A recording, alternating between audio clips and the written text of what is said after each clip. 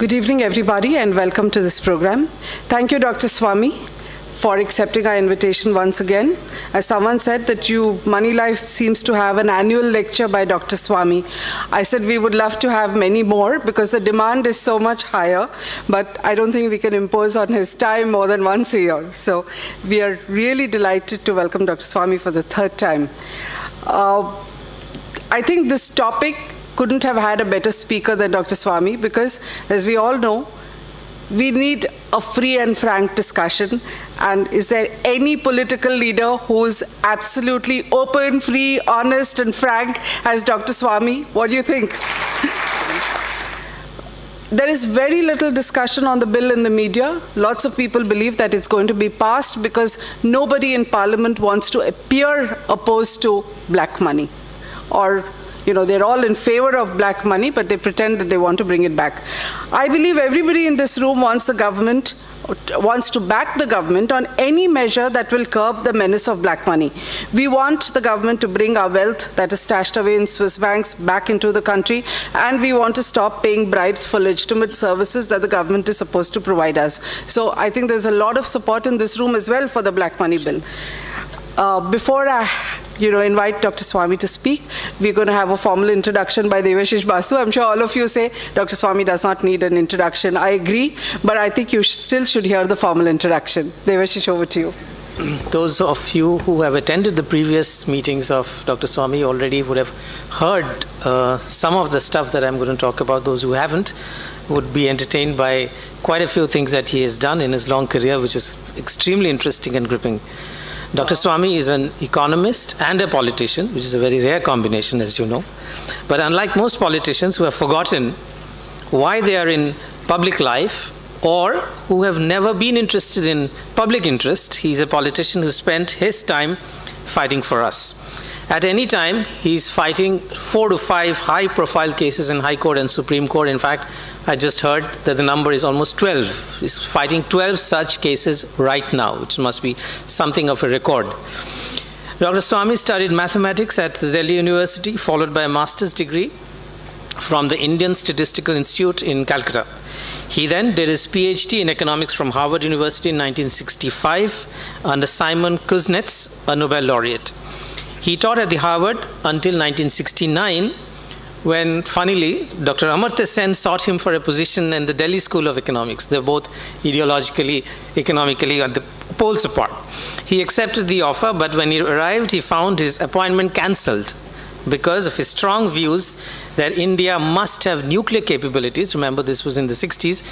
And his pro-market policies, and also challenging Indira Gandhi's Soviet-influenced socialist centralized planning. In 1970, during the Parliament debate on the budget, Prime Minister Mrs. Indira Gandhi mentioned Dr. Swamy by name and dismissed all his ideas at that time as a Santa Claus with unrealistic ideas. By the mid-1970s, decades of oppressive and backward economic policies that India followed since independence was beginning to take its toll, and winds of change were blowing. Dr. Swamy became very politically involved, very actively on the ground. He joined Jayaprakash Narayan's Sarvodaya movement and entered the Rajya Sabha in 1974. He held important positions thereafter as a minister and in Planning Commission member under the Janata government, and once again much later in 1991 in the Chandrasekhar government. In one of the most intriguing episodes of Indian politics, and this is a story that you would have heard if you had come in the earlier sessions, but it's worth repeating. In 1994, he was appointed as the chairman of the Commission on Labour Standards and International Trade by Narasimha Rao. Now, this was a cabinet-ranked position which Dr. Swamy held as an opposition party member in a Congress government, and was often being invited to cabinet meetings. It was for the first time something like this has happened in India, and possibly the last time. But the more interesting part of this episode was that the commission was placed under Commerce Ministry. And guess who was the Minister of State of Commerce reporting to Dr. Swamy at that time? A central gentleman called Mr. P. Chidambaram. Dr. Swamy has publicly challenged and fought prime ministers, chief ministers, top politicians, and high officials by filing cases of corruption and frauds in court of law. Many try to argue that he makes wild allegations. But we ask others, and we encourage you to ask yourself, why is it that no one so far in the government, in the party, in public life, anywhere has yet found anything to charge him with? Any offense. Forget about filing any case of law anywhere. They know in their heart of hearts, and you should know, all those wild allegations are always based on facts. We may not agree with those facts. Those facts may look really startling, but he knows what he's talking about. Friends, please welcome me in joining Dr. Subramanian Swamy, a rare politician who fights for us. Sucheta Dalal, Mr. Basu, Jagdish Shetty, and this very distinguished audience of the city of Mumbai. I intend to speak in three parts. First, I will describe what I think is the so-called bill named as Undisclosed Foreign Income and Assets Imposition of Tax Bill 2015. The second thing is I'll speak about whether this bill will bring back black money abroad and end the black money menace within the country. And if not, what is the way to do it? And finally, I will speak about why black money is a cancerous development in our economy. As far as the bill is concerned, I will have a very good opportunity to argue it in detail, threadbare in the Supreme Court. Day before yesterday, I was in the Supreme Court when the black money petition by Mr. Jethmalani and about 12 others, and argued by Anil Diwan, came up for hearing. I had made an application that I should also be impleaded because I know something about the subject. And I was surprised that the Supreme Court immediately accepted me as a party and has provided and has asked me to lead arguments on the 12th of May. It was really the Supreme Court which set the ball rolling in 2011 with a judgment where they directed the government to set up an SIT. The previous government of Congress declined to set it up. In fact, they tried to go in revision petitions and other things to try and see if the Supreme Court would reverse its stand. But the Supreme Court held firm. And as soon as the new BJP government came, they did set up the SIT as required, as directed by the Supreme Court. But whether that SIT has produced the necessary results or not, we'll know when the discussion in the Supreme Court starts on the 12th of May. As of now, we don't have a good record of having identified where the black money is and how it can be brought back. So this bill essentially does contain very harsh measures, as Sucheta has just now said, but it is predicated on the assumption that these measures can go into effect only when the detection of undisclosed foreign incomes and assets takes place, or there is a voluntary disclosure of the foreign money that you have kept abroad illegally. That is, this bill has nothing to do with how to bring back the money from abroad. It's a very substantial amount. According to my estimate, it is 120 lakh crore rupees. Considering that the annual revenue from income tax, personal income tax, is only 2 lakh crores, that's 60 years of the income tax revenue is in foreign countries. There are about 70 countries in the world where they have secret banking, and in these 70 countries, Indians have accounts in practically all the countries, the total amount is 120 lakh crores.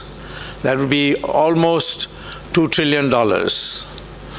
And that's a huge amount, because our GDP itself is only about a little more than $1 trillion. So, where is the measures in this bill for bringing all this back?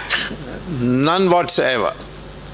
It is essentially, therefore, an income tax type bill with very harsh measures in case you are detected having money abroad and not declared it, or you voluntarily declare it. As far as the voluntary declaring part is concerned, and the concessions given on the taxes to be imposed, that is in fact de facto an amnesty scheme. So, since in 1997, the then Finance Minister, Mr. Chidambaram, faced with the possibility that his amnesty scheme might be cancelled, and he had good cause to worry, because through his daughter-in-law, 600 crores were brought into India in the amnesty scheme. And if the amnesty scheme had been cancelled, you would be in trouble. He anyway will be in trouble, because public servants cannot avail of the amnesty scheme. So one of these days, when I find time, I will rake up that case and file it. So the court challenge is bound to take place. And so this part, the amnesty part, will, in my opinion, be struck down. So what will be left is what is detected by the government of India. And on that basis, very harsh measures are there. 10 years imprisonment, several times the tax due as penalty, and so on. These are all there in it. But the key word is having detected. And that's missing in this bill, because it's designed not for that purpose.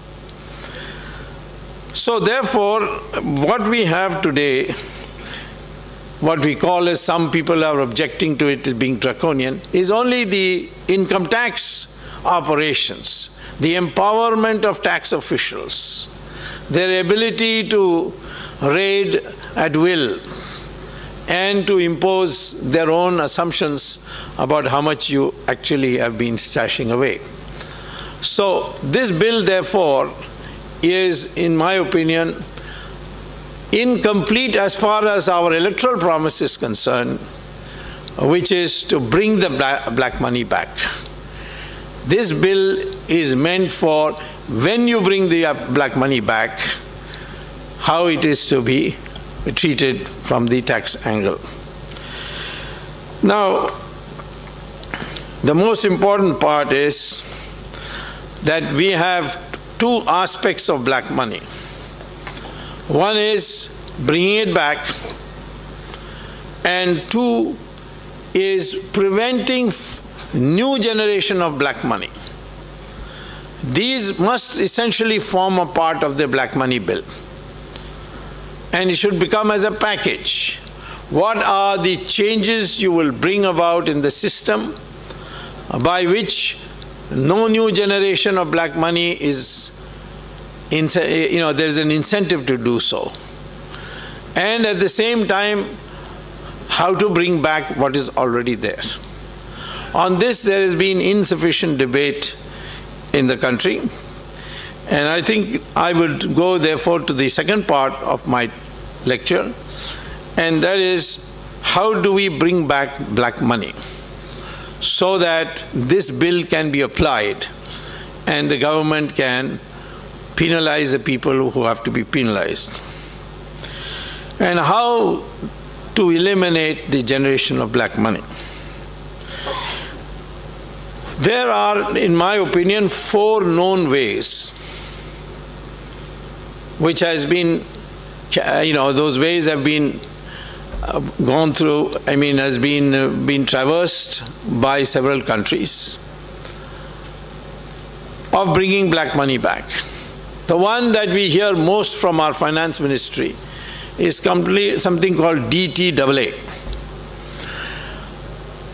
Double Taxation Avoidance Act. Now, Double Taxation Avoidance Act essentially means that you are legally earning money abroad. For instance, I'm employed in a German bank in Bonn, and I earn the money. I'm a citizen of India. I tell the Germans that I will pay the taxes in India on world income, and tell the Indians that I'm paying taxes in Germany. So you escape paying taxes. There is a provision by agreement of exchanging information. So that's a very small part of the black money.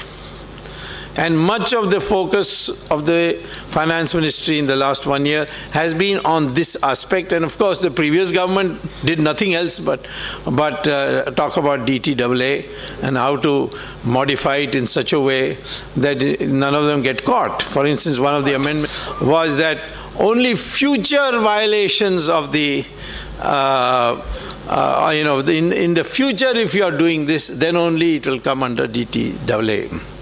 So this is one, but it's a very limited method. The second one is the one that is employed recently by France and Germany. Germany found that its officials were having accounts in Liechtenstein, a neighboring country, which is also a tax haven. It's a secret banking country.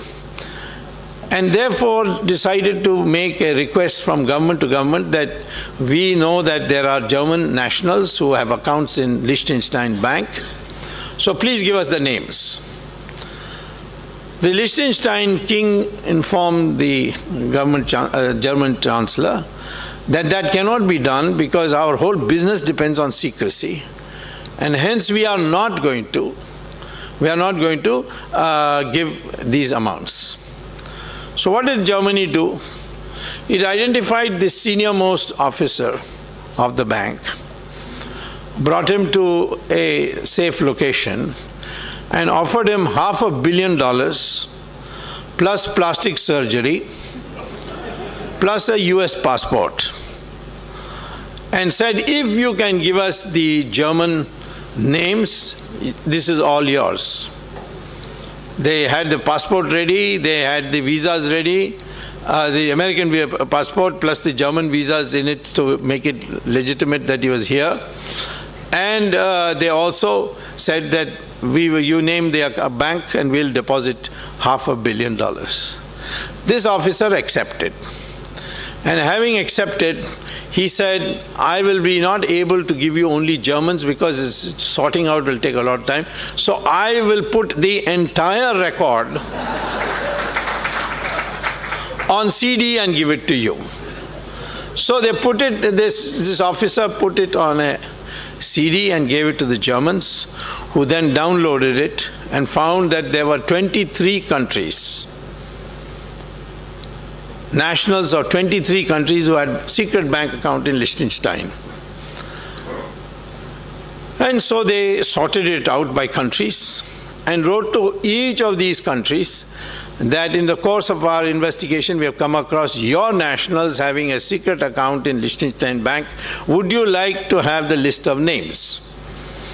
Out of the 20, there were 23 countries, one was Germany, so out of the 22 countries, 21 countries immediately wrote back saying, yes, please send the CD to us. But one country did not. It was a little bit shy. And that was our country. And therefore, this matter was taken to the Supreme Court. And finally, the Supreme Court gave a direction that get those names. And so the CD arrived. They have downloaded it, prepared the list. As yet, it has not been given to the general public. The only difference between the previous government and our government is our government put it in a sealed envelope and gave it to the Supreme Court. So that's one way. And the French did exactly the same thing. They found that their nationals had a lot of bank accounts in Hong Kong Shanghai Bank branch in Geneva. So they contacted the owners of the Hong Kong Shanghai Bank and said, we learned that you have a large number of our nationals having accounts, please give it to us. Same reply, the secrecy, we can't do it. And therefore, what did the French do? They did the same thing as the Germans. They identified the senior-most officer, but that officer was satisfied with $200 million, not $500 million, because he was Italian nationality.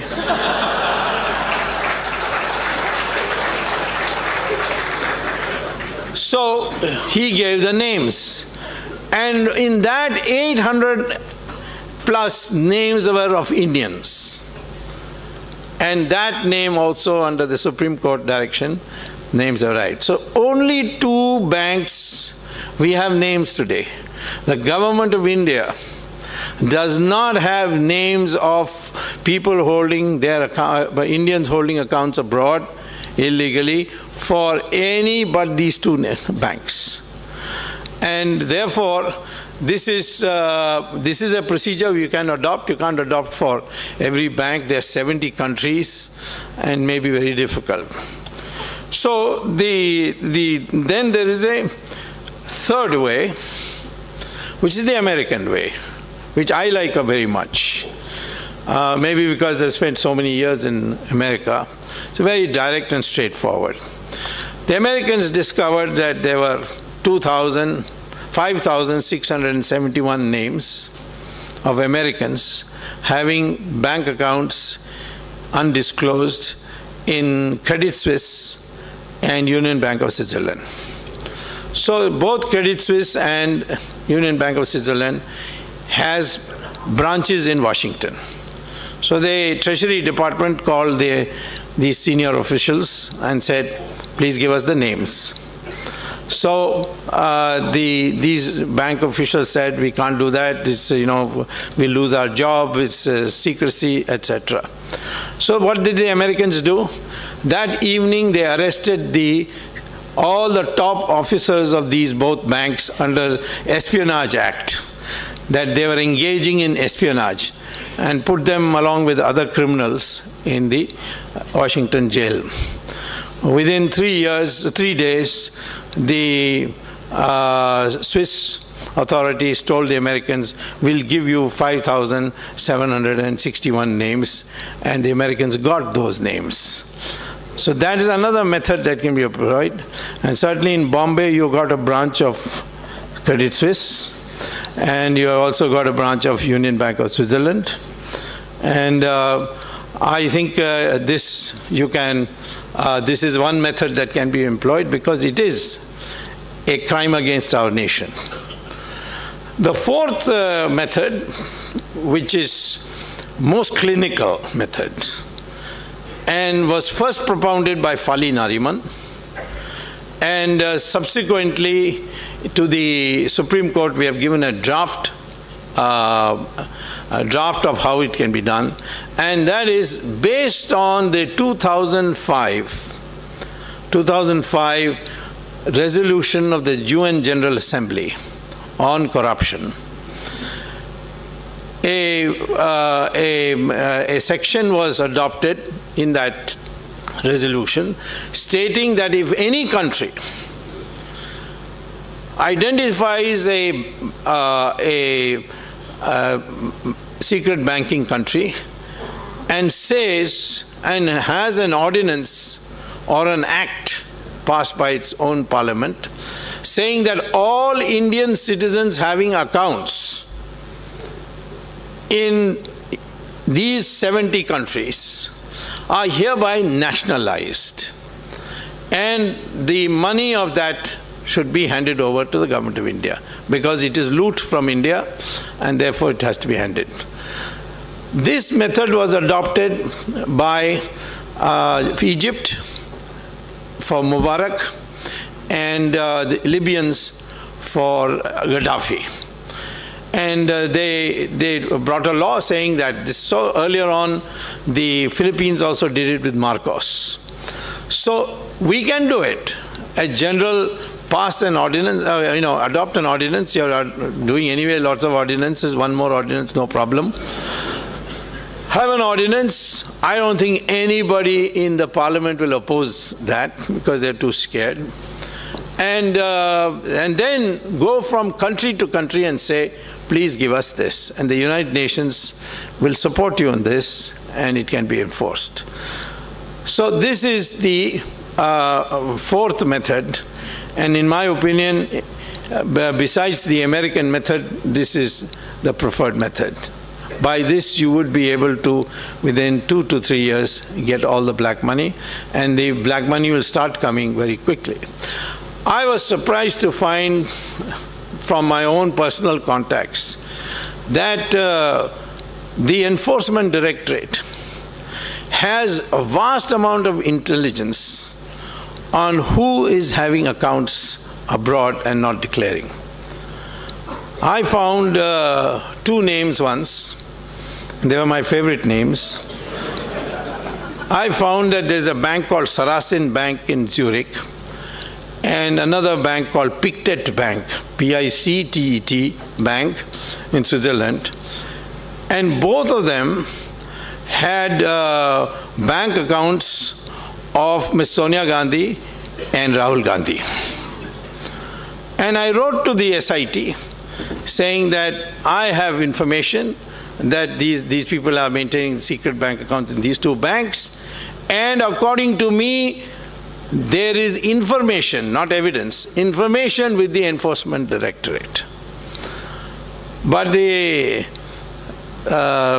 SIT has so far not acted on it, and I'm going to present it in the Supreme Court on the 12th and see what the reaction is.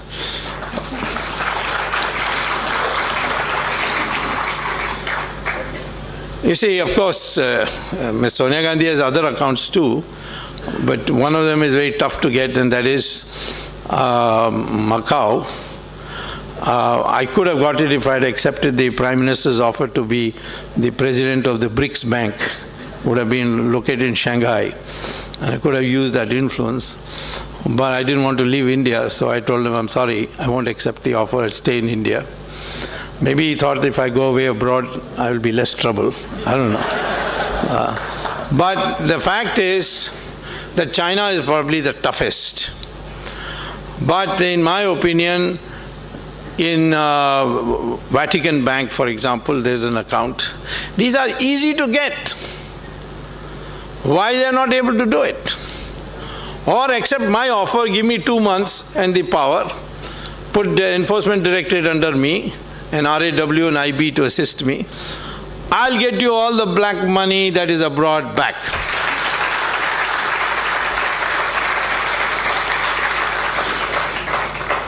But then, we don't know who all the other names will come, and it might be painful.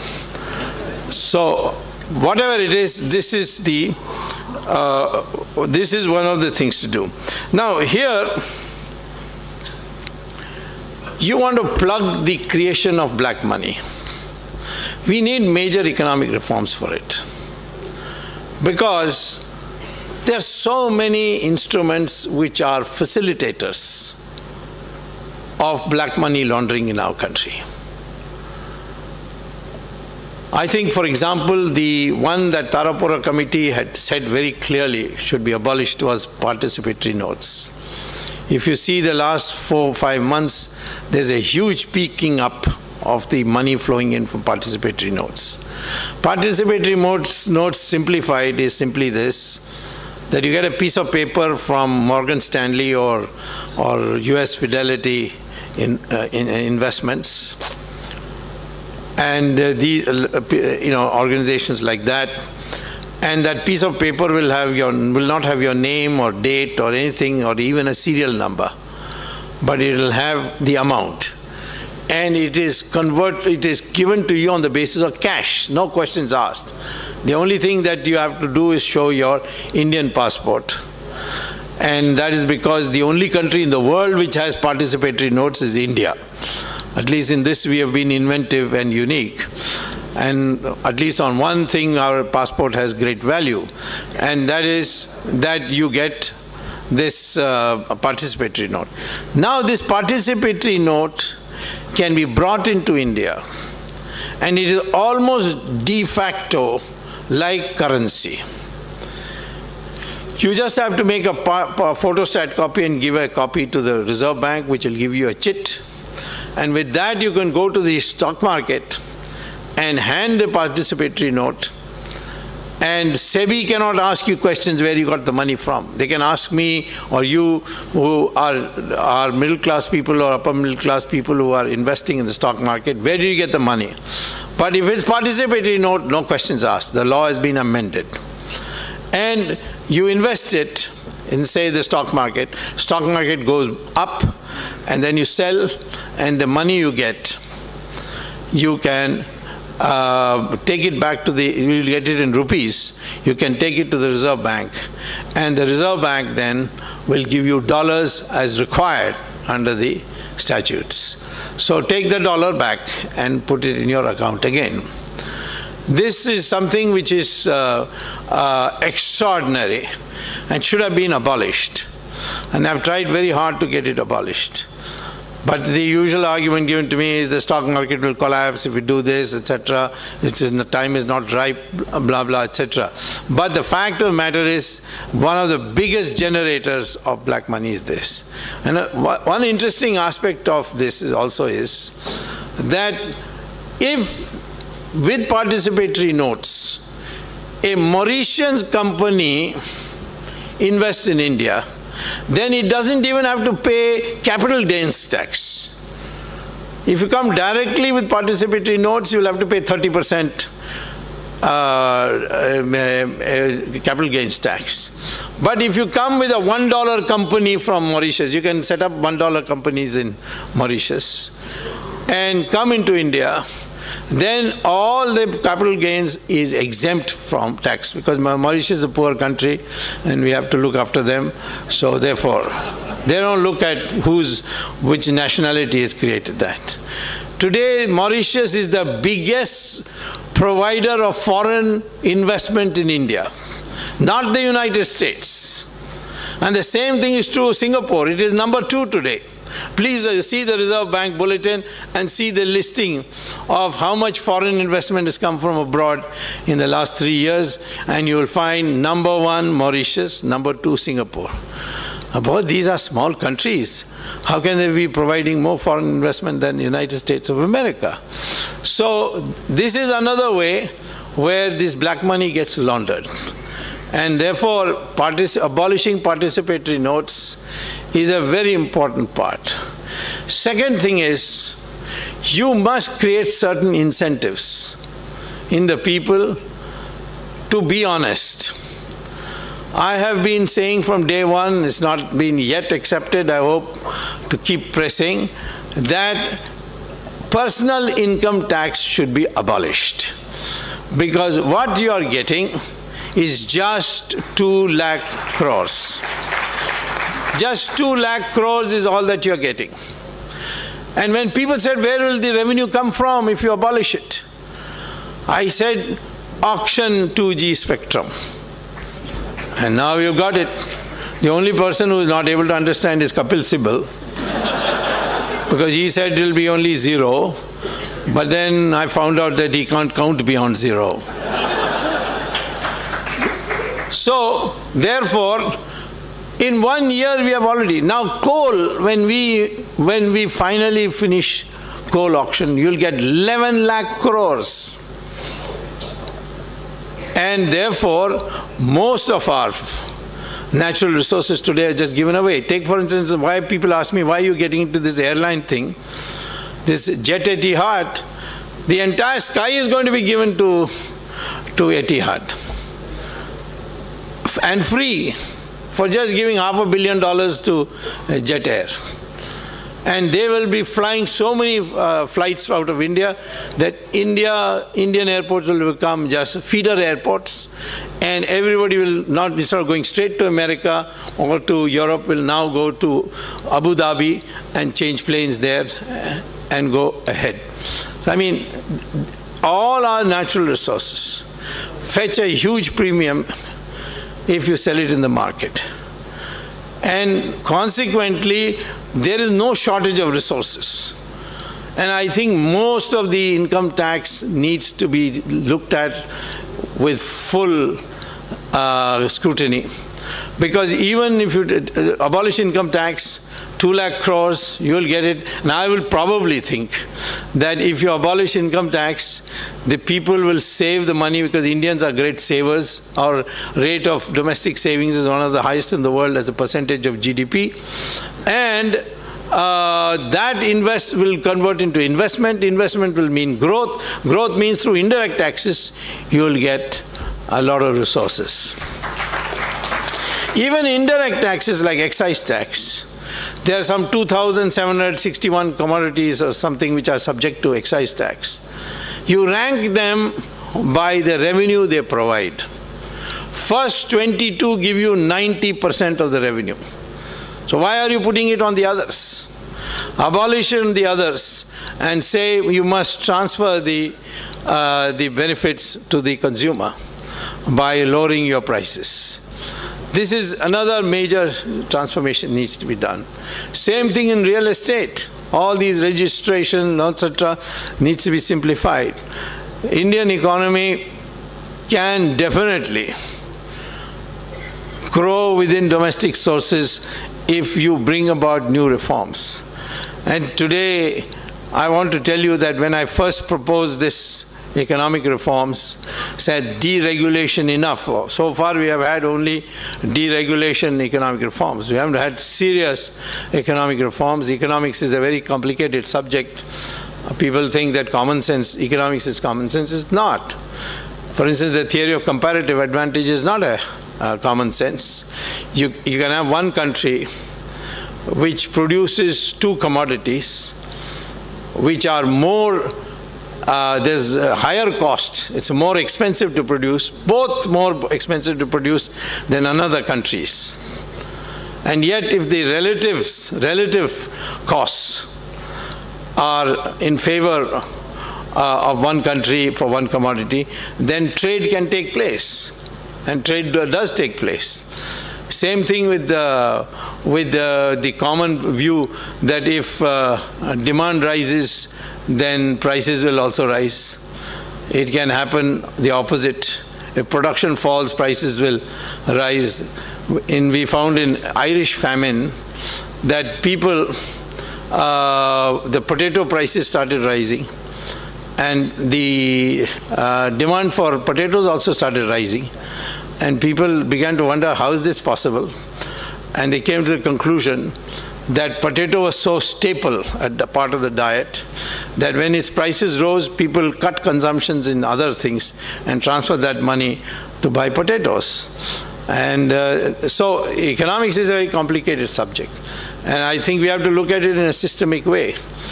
We were told that we cannot grow more than 3.5% per year. That's the Hindu rate of growth. Who said it's a Hindu rate of growth? Not communalists like myself, but communists. They called it Hindu rate of growth. It is actually a communist rate of growth. It was the rate of growth which the Soviet Union was growing. And we know now the truth about Soviet Union. There's no Soviet Union today. It's in 16 countries.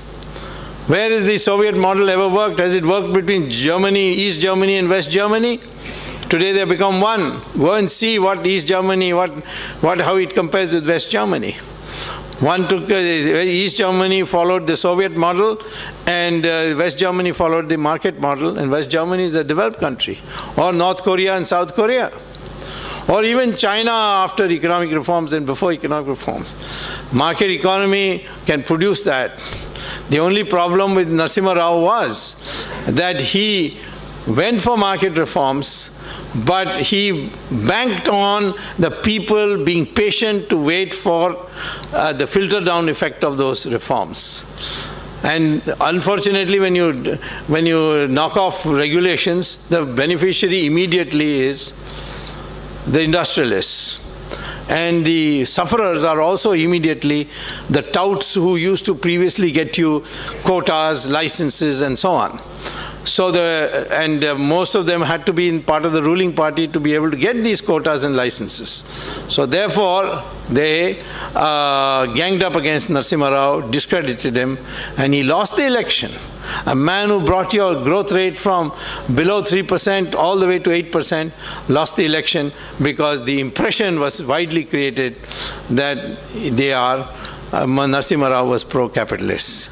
So I think we have to therefore design it in such a way. But you cannot